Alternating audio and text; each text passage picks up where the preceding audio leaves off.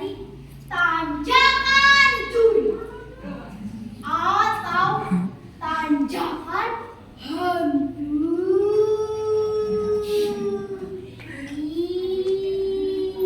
Syuruh.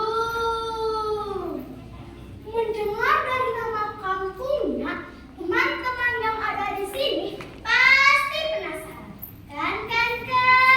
Penasaran kan? Penasaran. Baiklah teman-teman, saya akan menceritakan semuanya. Pada zaman dahulu, ada sepasang suami istri bernama Aki Mada dan Mimi Film. Keduanya hidup sebagai petani dan peternak. Aki Mada sangat kaya raya. Namun sayangnya dia terkenal sangat pelit. Tanahnya luas, hasil panennya melimpah, ternaknya banyak sekali.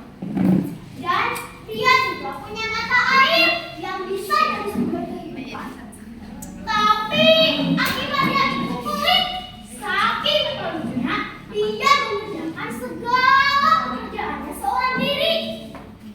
Padahal budaya masyarakat di sekitar kampung Tanjung senang bergotong royong dan membantu sesama. Dia pun hanya meminta bantuan istrinya untuk merawat semua hewan ternak. Karena dia takut hartanya akan diambil orang lain. Meskipun selalu kelelahan, namun Nini Tilam selalu merawat hewan ternaknya dengan telaten dan penuh kasih sayang.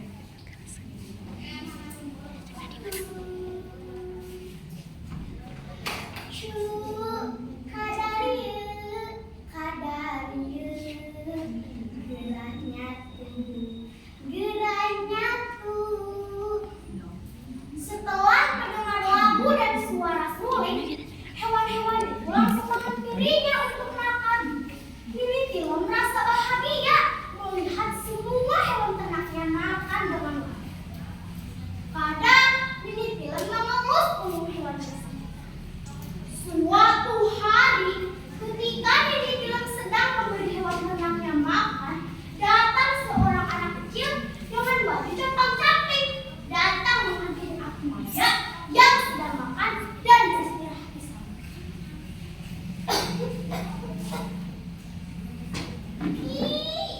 Beri saya makan, Ki. Siapa kamu mengganggu sekali? Pergi! Aki Mada mengusir anak itu tanpa memberinya makan. Anak itu pun pergi dengan perasaan sedih. Melihat kejadian itu, Nini Tilam memanggil anak itu.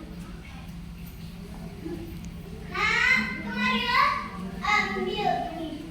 Tanpa disadari, Aki Mada terbangun. Dia sangat marah. Apa yang kamu berikan kepada anak itu? Ambil kembali. Kasihan, Ki. Sepertinya dia lapar. Kamu melawan? Kalau kamu tidak menurutiku, ikut saja kamu bersama anak itu. Nini Tilam menangis sambil berdoa. Ya Allah, hamba mohon, sadarkanlah suami